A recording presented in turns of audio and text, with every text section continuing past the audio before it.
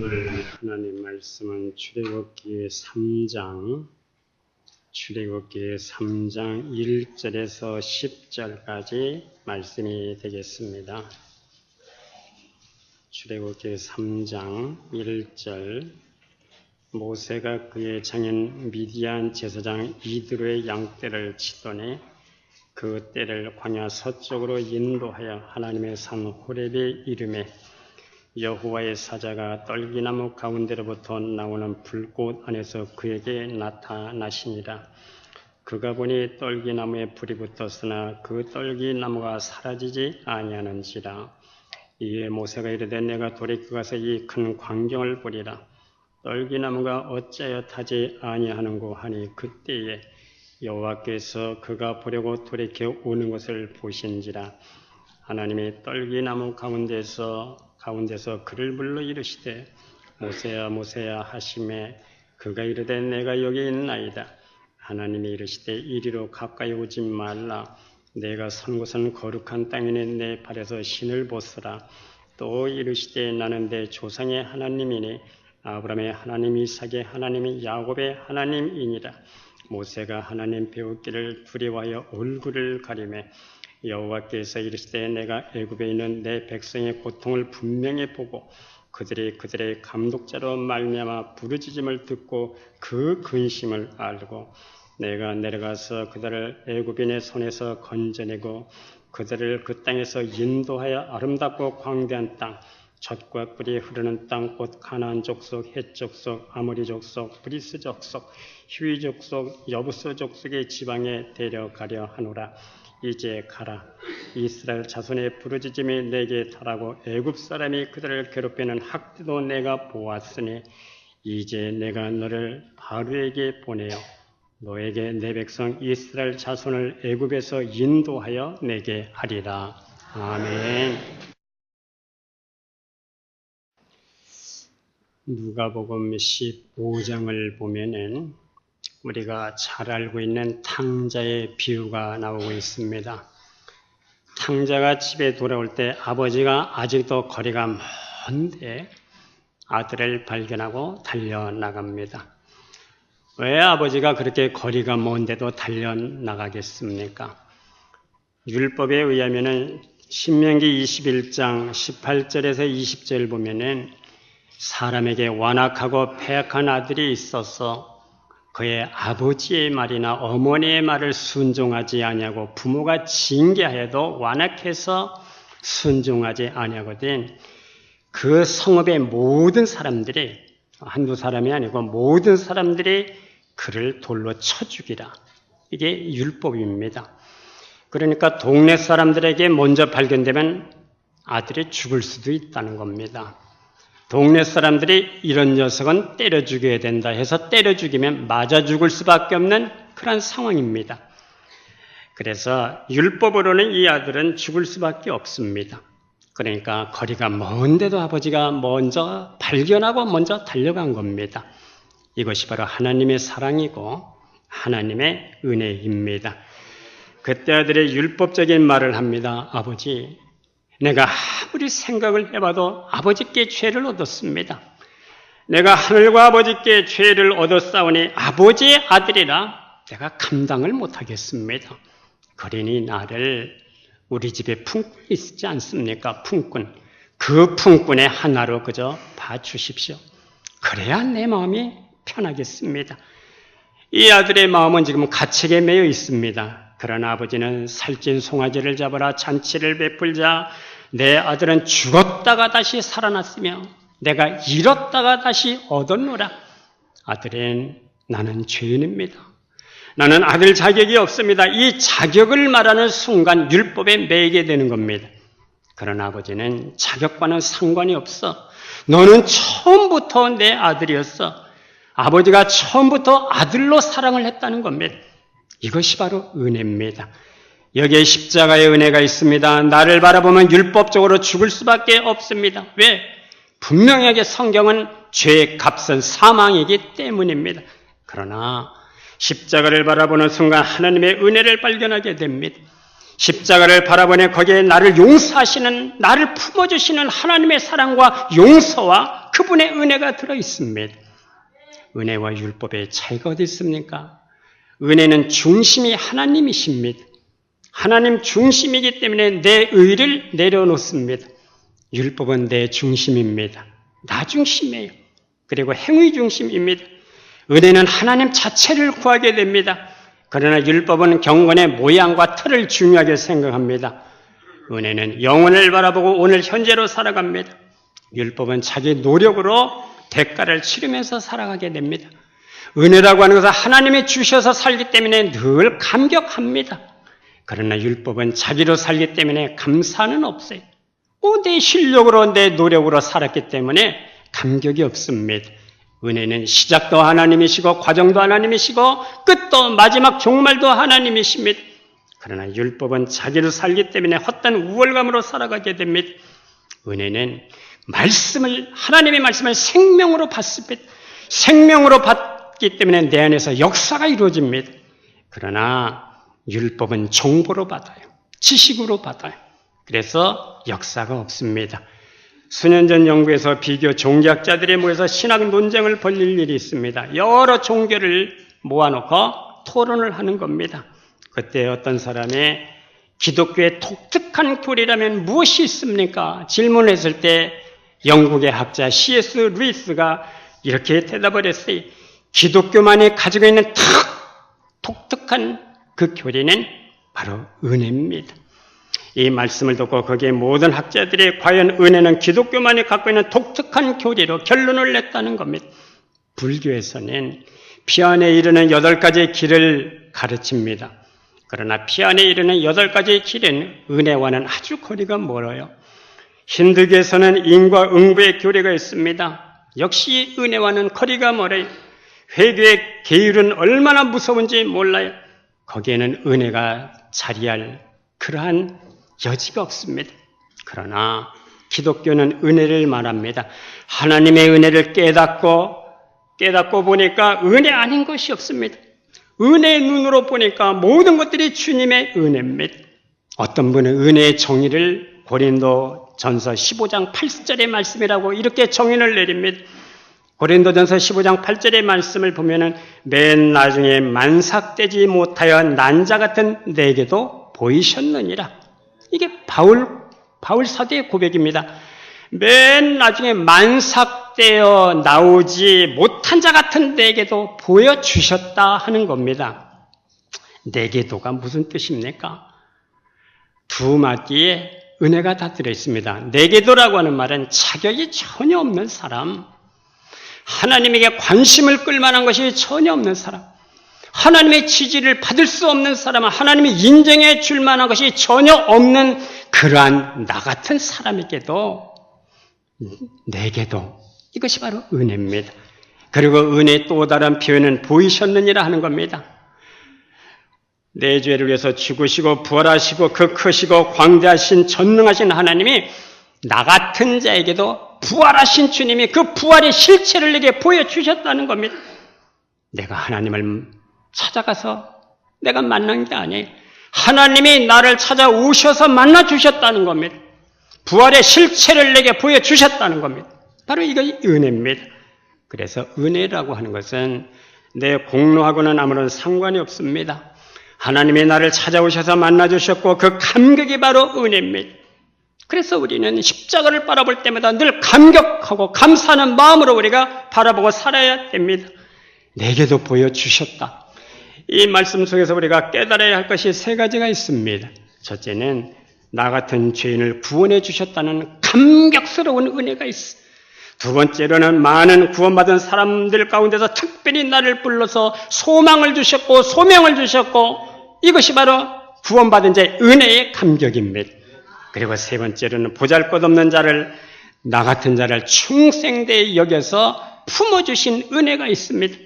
우리가 아무리 열심을 낸다 한들 하나님의 눈에 들만한 것이 있겠습니까? 모두가 허물투성이에요. 모든 것들이 불완전한 겁니다. 우리 자녀를 길러보신 분들은 다 경험하셨을 겁니다. 자녀가 아무리 잘해도 그게 마음에 듭니까? 마음에 들어옵니까? 불완전합니다. 허물투성입니다. 그럼에도 불구하고 하나님께서 나 같은 것을 충성되이 여겨주셔서 품어주셨다는 것. 이것이 바로 은혜입니다. 오늘 우리가 성경으로 돌아보면 하나님이 은혜로 모세를 불러주시고 사명을 주시는 말씀입니다.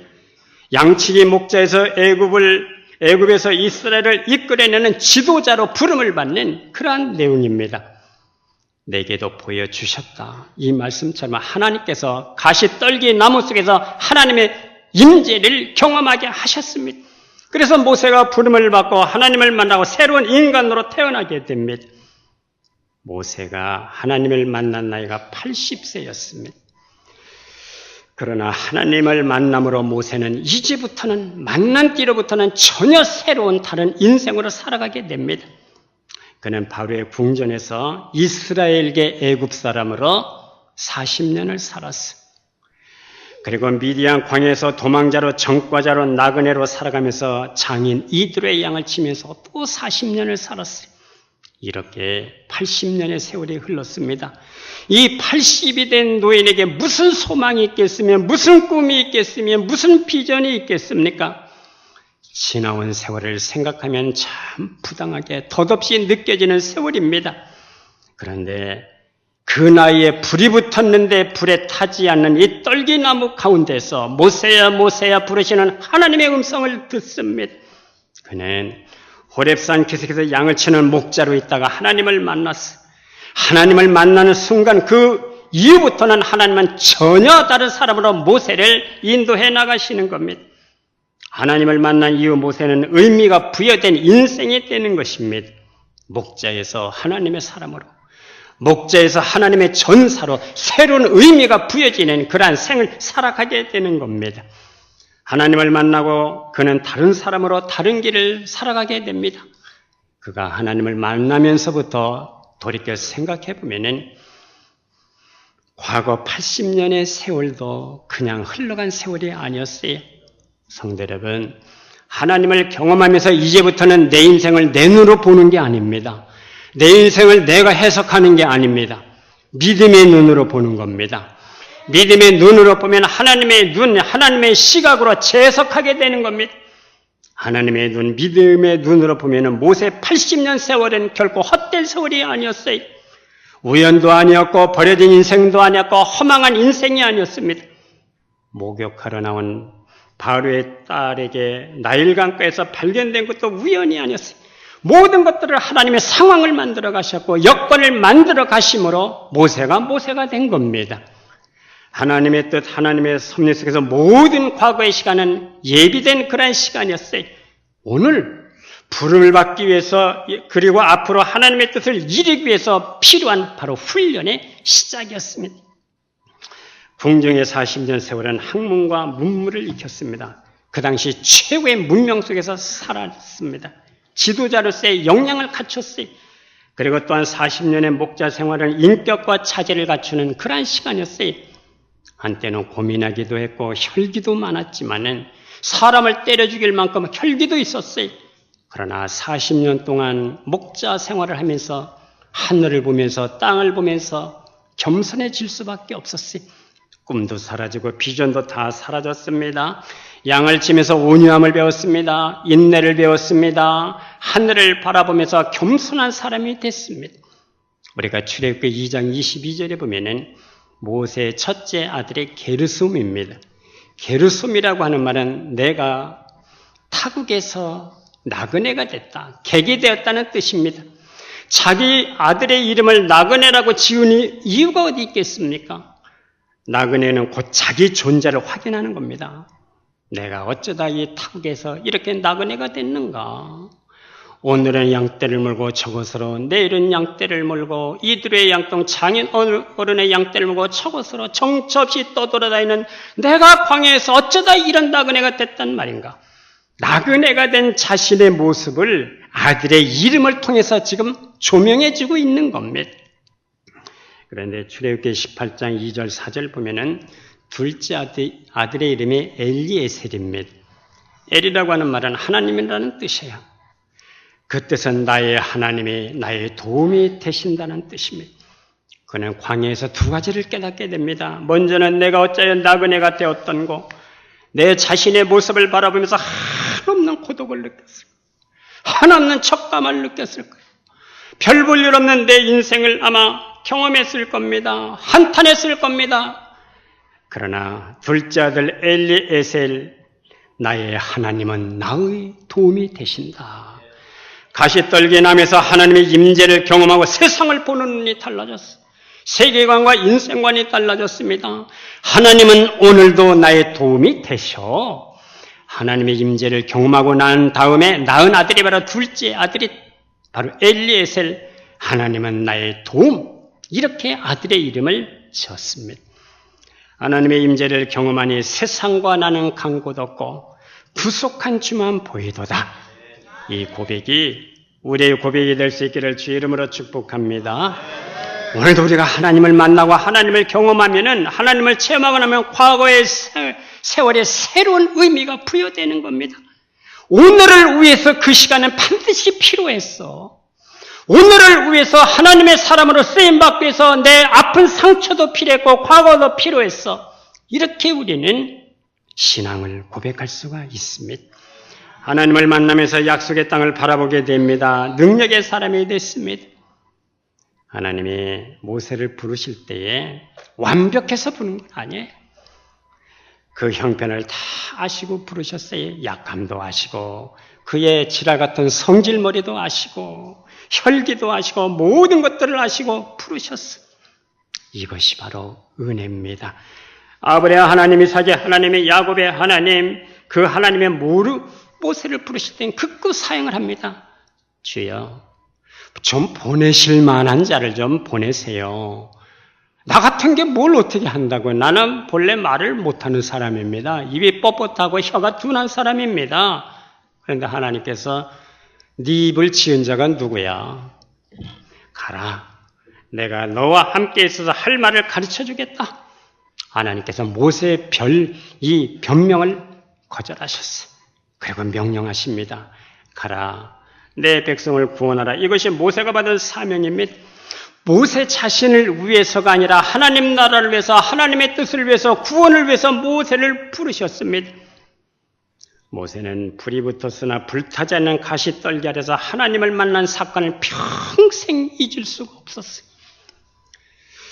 이스라엘 성지 순례를 하다 보면은 십자가가 대부분 교회에 십자가가 세워놨는데요. 어느 곳에 가보면은 닭이 세워져 있습니다. 십자가 위에 닭을 이렇게 세워놨어요. 그 교회 이름이 베드로 기념교회입니다.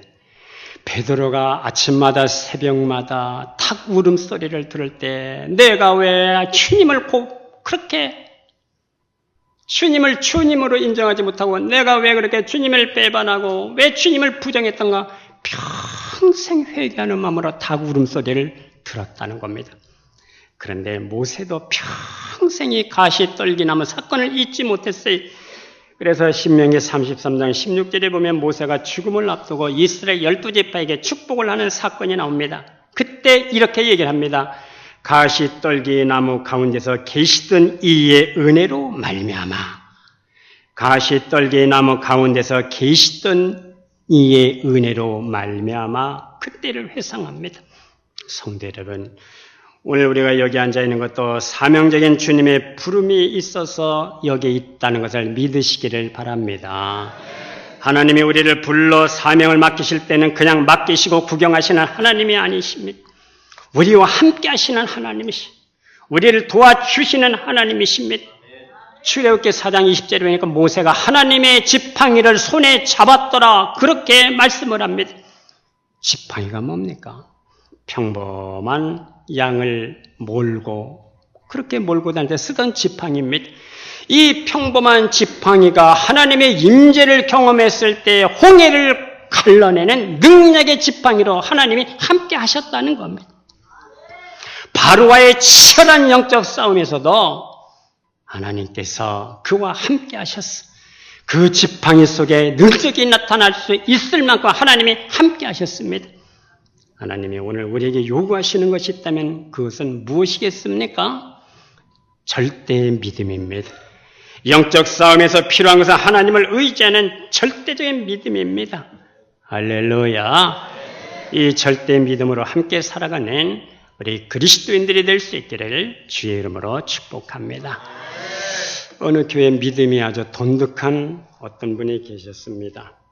어느 해에 자기 땅에 자기 전 재산을 털어서 예배당을, 아주 예쁜 아름다운 예배당을 지어 놓았어요. 드디어 헌당 예배를 드리는 날이 왔습니다.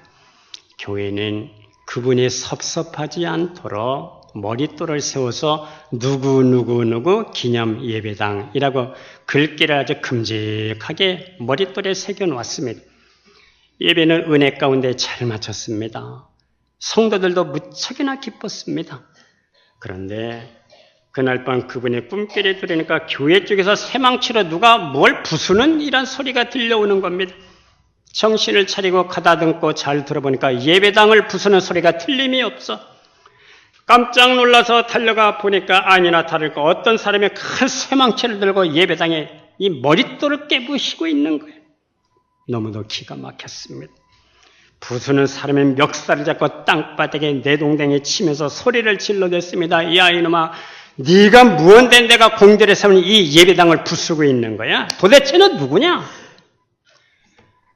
자세히 얼굴을 들여다보니까 뜻밖에도 예수님이셨다는 겁니다. 너무 놀라서 아니 주님 여기 웬일이십니까? 주님이 질문을 합니다. 이 땅이 내 땅이냐? 아닙니다. 내가 가지고 있는 재산이 네 것이었더냐? 아닙니다. 내가 너에게 준 땅에서 내가 준 돈으로 교회당을 짓고 예배당을 짓고 내가 네게 명령하여 이 교회를 짓지 않았느냐? 예, 그렇습니다. 그러면 이것이 어째서 네 것처럼 내 이름을 써놓았단 말이냐? 그래서 내가 너의 이름을 지금 내가 이 망치로 지우고 있는 것이다. 부시고 있는 것이다. 그는 엎드려서 주님 저를 용서해 주십시오. 제가 잘못했습니다. 흐느끼면서 울고 있는데 자기 울음소리에 깨어났어. 깨어나서 보니까 한바탕 생시 같은 아주 생생한 꿈이었다는 겁니다. 그는 즉시 옷을 입고 새망치를 들고 교회로 튀어가 나갔습니다. 그리고 밤새도록 머릿돌을 울면서 회개하는 마음으로 자기 이름을 깨트려 버렸다고 합니다. 하나님은 우리를 은혜 가운데 불러주셨습니다. 이유는 하나님 나라를 위해서, 그리스도의 몸된 교회를 위해서, 주님의 사역을 위해서 우리에게 맡겨놓으셨습니다. 그리스도의 영광을 위해서, 그리스도의 역사를 위해서 우리를 여기까지 인도해 주신 줄로 믿습니다. 우리에게 존귀한 사명을 주신 줄로 믿습니다. 사명을 주실 때 그냥 내보내시는 하나님이 아니십니다.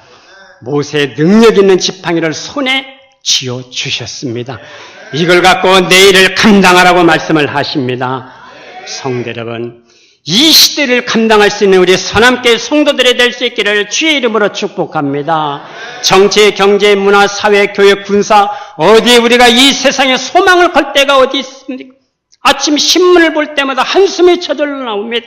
그러나 우리 성도님들에게 이 시대를 감당할 수 있는 성령의 불을 주셨어. 하나님의 은혜를 주셨습니다. 우리의 남은 인생의 사명적 은혜가 될 수 있기를 주의 이름으로 축복합니다. 기도하겠습니다. 하나님 아버지, 우리는 하나님의 은혜 가운데 부름을 받았습니다. 하나님의 경륜과 뜻을 위해서 우리가 부름을 받은 줄로 믿사오니 우리의 남은 인생이 어찌하든지 간에 사명적 생애로 살아갈 수 있도록 우리 모두에게 은혜를 입혀 주시옵소서. 예수님의 이름으로 기도드리옵나이다. 아멘.